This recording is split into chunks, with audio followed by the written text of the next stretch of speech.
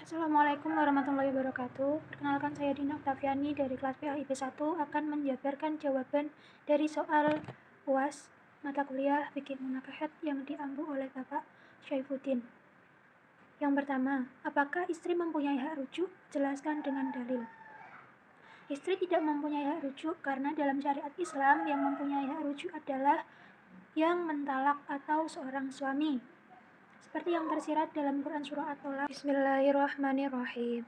Ya ayyuhan nabiyyu idza talaqtumun nisaa fatalaquhunna li'iddatihinna wa ahsul iddah wattaqullaha rabbakum la tukhrijuhunna min buyutihinna wa la takhrujna illa ayyatina bifahishatin mubayyinah wa tilka hududullah wa man yata'adda hududallahi faqad lam nafsah la tadri la'allallaha yuhdits ba'da dzalika amra.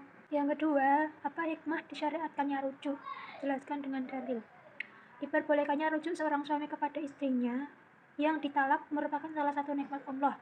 Karena terkadang mentalak seorang istri itu bisa dikarenakan emosi, karena marah dan terjadi tanpa pikir panjang yang akan berakibat buruk.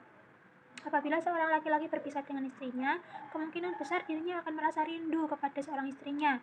Dan dengan adanya syariat rujuk ini, dia bisa kembali kepada istrinya. Oleh karena itu, syariat rujuk ini Allah adakan untuk kehidupan berumah tangga sebagai wujud rahmat dan kasih sayangnya Allah kepada pasangan suami istri. Seperti dalam penggalan surah Al-Baqarah ayat 228. Bismillahirrahmanirrahim. وبعولتهن أحق بردهن في ذلك إن أرادوا إصلاحا. Yang ketiga, bolehkah istri mengajukan gugatan cerai? Jelaskan dengan dalil. Khuluk atau gugatan cerai secara syariat hukumnya boleh diajukan jika memenuhi persyaratan.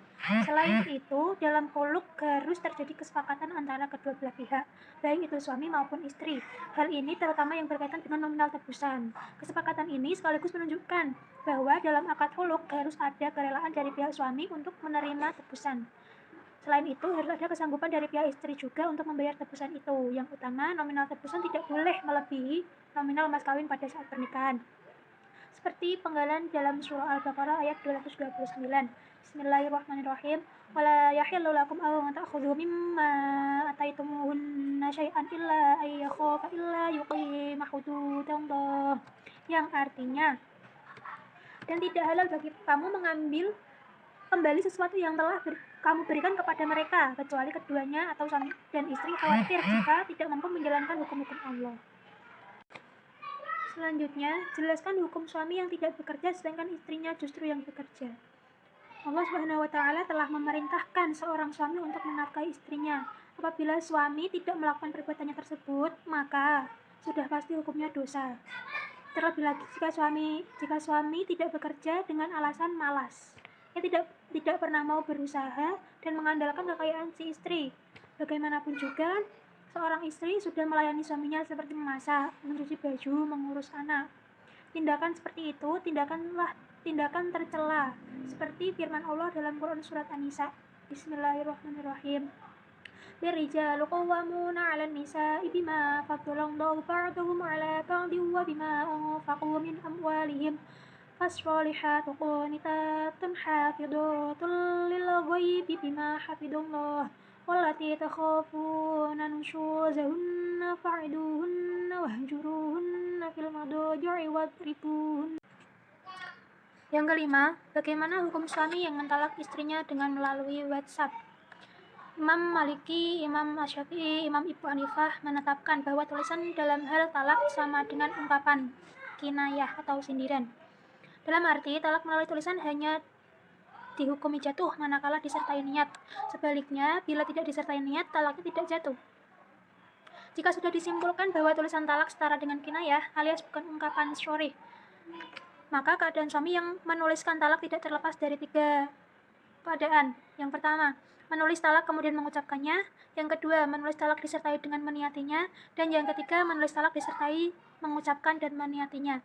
Jika tulisan itu disertai ucapan, maka jatuhlah talaknya, sebab sekalipun tanpa tulisan, ucapan talak sendiri membuat talak menjadi jatuh. Seperti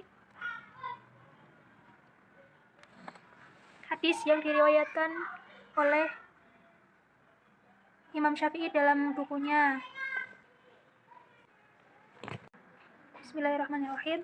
Walau kataba bi talaqiha fala yakunu talaqan illa bi ayyawiyahu kama la yakunu kama khalafahu syarihu talaqan illa bi ayyanwiyahu. Yang artinya, andai seorang suami menuliskan talak untuk istrinya, maka tulisan itu tidak menjadi talak kecuali jika diniatinya sebagai talak. Demikian halnya setiap hal yang berbeda dengan ungkapan sharih atau jelas tidak menjadi talak kecuali jika diniatinya.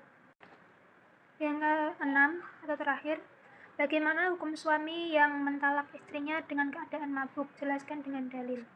Hukum talak dalam keadaan mabuk, ulama masih berbeda pendapat. Mayoritas ulama mengatakan bahwa talak dalam keadaan mabuk hukumnya sah. Namun ada yang mengatakan hukum talak saat mabuk hukumnya tidak sah, seperti yang difirmankan Allah dalam surah An-Nisa ayat 43. Bismillahirrahmanirrahim. Ya ayyuhalladzina amanu la taqrabus sholata wa antum sukara hatta ta'lamu ma taqulun. Yang artinya, wahai orang yang beriman, janganlah kamu mendekati sholat ketika kamu dalam keadaan mabuk sampai kamu sadar apa yang kamu ucapkan. Di ayat tersebut secara jelas menunjukkan perkataan orang mabuk teranggap ia sendiri tidak mengetahui apa yang dia ucapkan. Sholatnya tidak sah karena saat itu dia tidak berakal. Begitupun dalam hal talak. Talaknya tidak sah karena ia sama halnya dengan orang yang tidur atau orang yang gila, sama-sama tidak memilikinya. Cukup sekian, wabillahi taufiq wal hidayah, wa ridha wal inayah. Wassalamualaikum warahmatullahi wabarakatuh.